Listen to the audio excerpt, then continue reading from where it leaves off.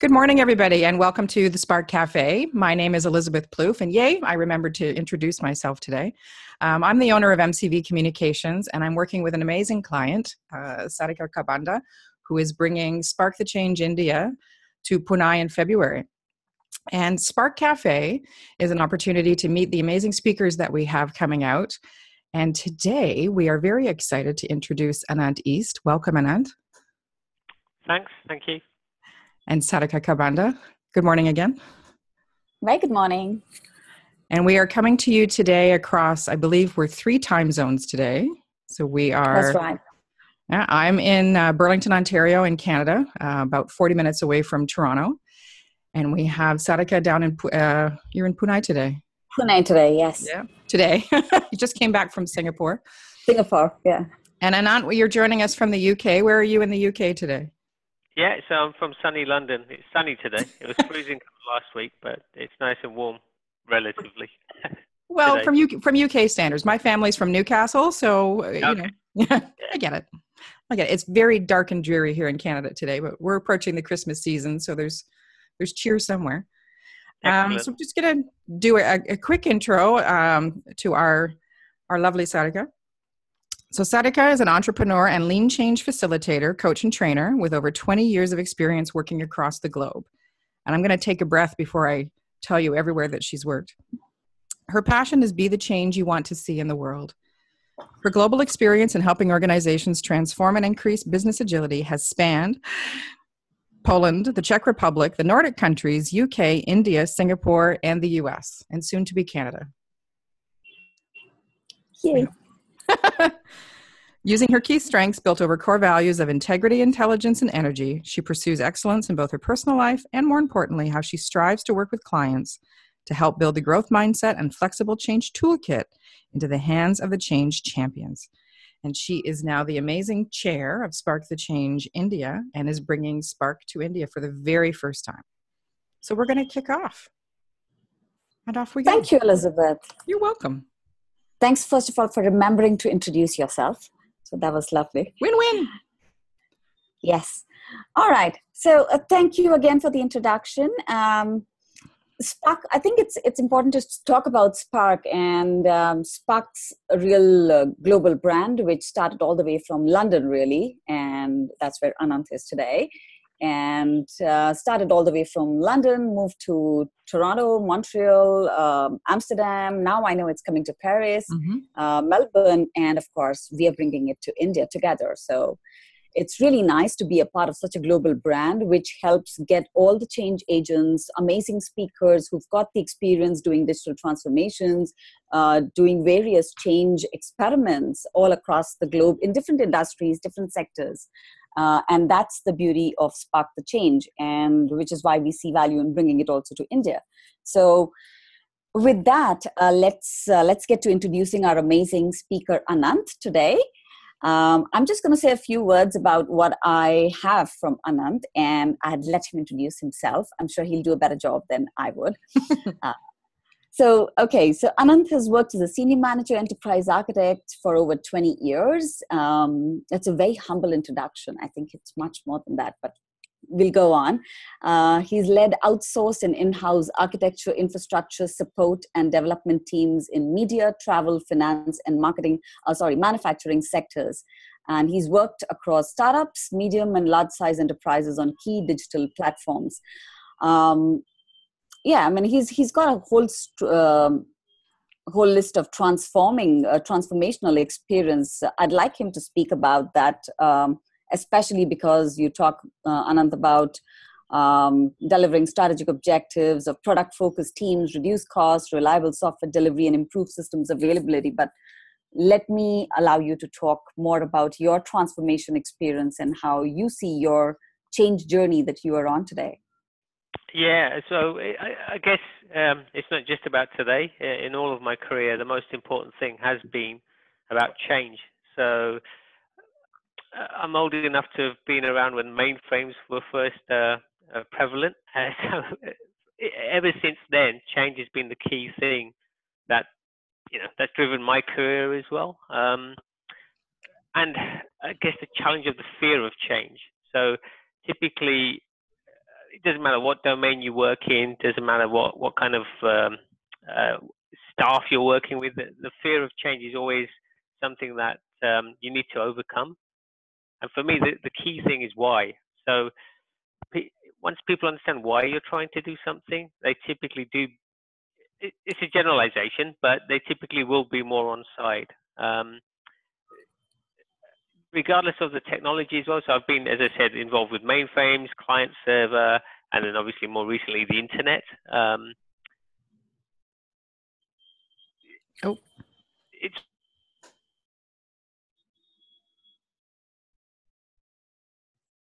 I'm just going to always pause. seen it, for example, kind of slow to adopt some of the sort of, sorry. That's okay. We're having a little bit of understandable technical issue crossing, 3 continents. Okay. I think we're good. Okay, I'll carry on. Sorry. No, don't be sorry. Yeah. So as I was saying, even in the media industry today, I'd say fairly backwards when compared with other industries in terms of adopting the newer sort of technologies and the newer paradigms in terms of delivering change. And I've seen this before when I was in manufacturing, also in banking as well, where the biggest challenge is not necessarily how to implement the technology or the solution, because we're not trying to build a rocket that's taking us to the moon. We're doing relatively straightforward things, but it's convincing the people that you're working with to join you on that transformation. So for me, the biggest challenge is always explaining why. And as a leader, if you're not continually doing that, and I don't mean by expressing the strap lines. So it is quite important to have the short phrase that everyone can understand in terms of what your objectives are. But everybody wants to be digital. Everybody wants to grow their business. Everybody wants to do the right thing by their workforce in terms of making the environment a great place to work, in terms of being socially rewarding as well. But why you're doing the change is quite important. And if you can't keep your employees, partners, because today everything is fairly distributed, so you'll have not only your own workforce, but you'll have suppliers, and you'll also have teams offshore as well. And bringing them all together and focusing on the why is the most important thing for me. Right, very well said.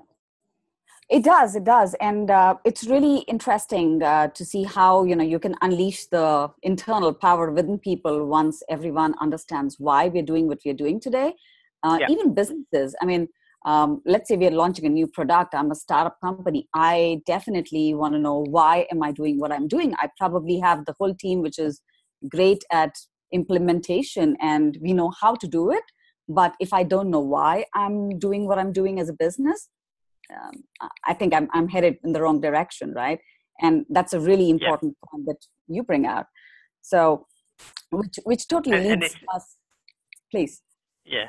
So I was just going to say, and it's not just about making money. Most of us are here to make money, so we're not that. And that kind of again is an oversimplification. So where I am today, we're likely to be sold. So we're owned by a venture capitalist. Ultimately, the objective is going to be to make the company profitable and marketable, and then somebody buys us. But that's not really why we're doing what we're doing. Right. So we're in advertising for our customers. We're in advertising to get our brands in front of the right audiences. So how you do it, when you do it is important. But the most important thing for us in advertising is to get our brands to the right audience. So that they can sell, and be more effective in terms of their spend as well. So why are we doing this transformation? At the moment, everything's very manual, and it's not about removing the workforce, not reducing the workforce. We've got more than enough work for everyone to do. It's about increasing our efficiency, so that we all benefit, the employees, the customer, and ultimately the person seeing the adverts as well. So I know it sounds a little bit cheesy, but that why is really important. So whenever we're looking at some of the systems we've built are next year and are very old. So they've been around for 10 plus years, and like everything, they've become overly complicated. So again, if you don't keep focusing on the why, you can ultimately the new platform we're building will replicate everything we're doing today, which is the wrong thing to do. So it's quite important to focus on the why. So, do you, if you might, you've got me thinking there. You mentioned about the buyout, and you made a really valid point that when you're trying to introduce change, sometimes that creates a bit of fear because people think there's not going to be enough work for them. So, do you find that being able to give that short phrase around the why helps to mitigate that fear and create better buy-in? It does, but the key thing is it's got to be met with. You actually have to deliver something. It's not just talking about it. It's I'm struggling to articulate this very clearly, but it's about it's showing them how they can play a role in the future as well. So what their role is, and it may mean that they have to be trained, they have to learn new skills, they need some support. But it's not just the strap line, as it were, or explaining why we're doing something, but it is backing that up with actually giving them some clarity in terms of their role moving forward as well. That's really valid. Right. Yeah. Right. So I'll support Anant's point and just add more to that, because just saying why is not going to help. Of course, the fear of change is going to be there, but we need to probably mix it up with having the right communication in place, demonstrating that what we are saying is also what we are intending to do. And the position of the leaders is really critical in that, right? Talking about why, but backing it up with actions which kind of support that why. I think it's 100%. Really critical, and that's exactly what Anant. Yeah, and it's giving them the ownership. So that's the key point. If they don't feel that they're owning this journey and they're owning this transformation, why would they want to contribute? So it's about empowering the ownership, whether it's contractors or whether it's a third party, but that may not be there forever. As opposed to a permanent employee. If we're not all focused on that goal of why we're doing something, and then giving them the ownership to allow them to make local decisions as well. So getting that balance right is very important. Very true. True. And that's all about co-creating that change, right? That's how the ownership comes. And that super fabulously links into what we are talking about, Spark, because we want people to co-create change. We want people to understand why, again, the why, and how you co-create change. And that's also what awesome speakers like Anant are bringing to the table by saying, hey, this is what, why you do it, and this is how we do this. So awesome. Okay. But before I move on to the next one, Elizabeth, do you have another question, or we just get into Anant's talk? I'm loving what Anant's saying. And I think that management is lacking for the most part in corporations about understanding the fear that their employees and the ownership that's needed and that kind of, because they're secure, right? So they're operating from a place of security. They kind of forget, the implication of their actions. And what Anant is saying about understanding the future role and the clarity around the role and the buy-in is incredibly important. Incredibly important. Right. And I remember when Anant and I were talking about, this talk itself, and Anant made a very important statement also in his abstract, and I'm just going to read that. So he says, as every parent knows, when your child asks why, saying because I said so, it's obviously not going to work, right? So you have to have clarity of purpose that is simple to understand, constantly communicated, and back it up with those actions. So I think that's really key. So with that, I think, Anant, of course, we've already gotten into the talk that you're delivering at Spark the Change India, which is about, the key question that a lot of leaders have to answer, which is why. Do you want to also share a bit more about what all this talk is going to entail? So predominantly it's around my experiences in the various different domains I've worked in and the different teams. So both internal teams and third parties, as I've mentioned, and how I've seen success when those teams come together, and how you make that happen, as opposed to where despite how hard we try, the teams do not want to work together. And there's no sort of, again, that focus on the why we're all doing this transformation. It will be predominantly based around my experiences, both where I am today, at my previous employers, so Barclays Bank, where I was before, and also the Trainline.com, or Trainline as it's now called. So that's the main thing.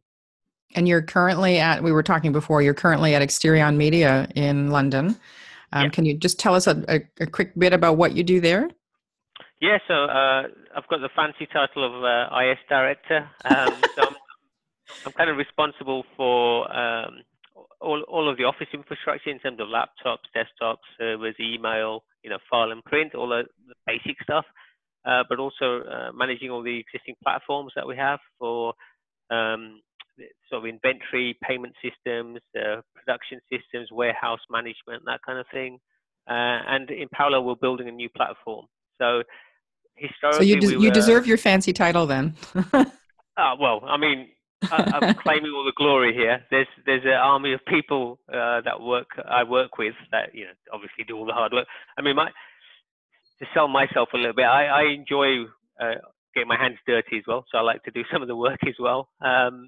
But yeah, so my role is to manage both infrastructure, help desk, and the sort of application development teams. And we're working extensively with offshore partners in building the new platform.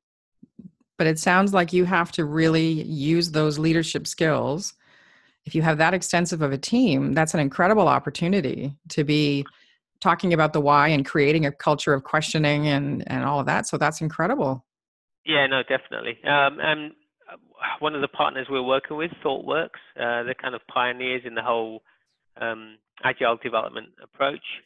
So for me, that part's quite easy. It's more of my in-house teams where I need to focus most of my attention. Amazing. So Sarika, was there? We have about 2 minutes left. So, is there anything else? Yeah, it's perfect timing because the only question then we'll ask Anant at the end, as we do. What's one key takeaway message that you would leave our participants with your talk? The key thing for me though is that every individual is different. So as a leader, your focus has to be in working out for each individual what you need to do to bring them on that transformation. I appreciate that in large organizations that may not be possible because you could be talking about thousands of people. But my experience tells me that there's enough managers in those organizations as well who should be responsible for making that happen. And sometimes that's, I'm not going to cover that, but that's where that complexity can make it a little bit harder. So I've always focused on my immediate team and making sure that they then communicate clearly to their team. I appreciate after that it can get more confusing, but for me the takeaway is each individual is very different. They're all at a different stage in their lives, in their careers, and it's dangerous to generalize. So it's about finding out as a leader what you need to do to make sure that they're clear on the why and what their role is in the transformation. So it's a moderately holistic approach to each person. Yeah. Yes. Which is terrific. So you put it more succinctly than I was. It's what I'm here for. Excellent. Right. So, it's a wonderful message that our participants get left with then. And I mean, we do want everybody to get up in the morning and be clear about what their why today is and why am I going to work? Why am I doing what I'm doing? A very, very clear sense of purpose, a very clear sense of why. Amazing takeaway. Thank you, Anant. Thank you. So we're just going to wrap up with a few details that we share every time, which is if you are feeling inspired, which you should be, because this is a terrific thing that a lot of organizations have to get on board with. And having worked in corporate for many years myself, I wish that I'd had a manager who saw me as more than a number and understood, I have a life going on. I have other things, that it's not all about my job. And teaching people to do that is an incredible gift to organizations and to the teams, and will spark incredible change. So I think that's going to be a fantastic addition to the speaker lineup. if you'd like to learn more about Anant and about all the other speakers that we have coming to Spark the Change India, please visit sparkthechangeindia.com. We have a full roster of the speakers there. We've got our videos, we've got podcasts, so you can learn about everybody that's available to come on Spark Cafe. You can also visit us on Twitter at SparkChangeIN, so that you can get the updates as they come out, because we've got some very exciting announcements coming in the next couple of weeks, just to, tease you just a little bit there. But check it out. We have, I think, one of the last early bird pricings going on right now. So if you're looking to travel soon, and you can take this information to your boss and say, you know what, this would be a great learning experience to bring back to the company and apply for the education fund or whatever that you might have available and save money. So, win-win. So thank you, everybody, for joining us today. Thank you, Anant, for making time in your busy schedule to come on board the Spark Cafe. Very much appreciated. Thanks a lot. And Sarika, nice to see you again. We get to talk once a week, so it's terrific. Well, it's a pleasure. It's the rest of our communication's intuitive, right? So, and we are so globally distributed and intuitive. We've had speakers now on the Spark Cafe. So now we have London, which is terrific. We've had Saskatchewan. We've had Toronto. Singapore, Australia. Yeah, it truly is a global opportunity, which is incredible.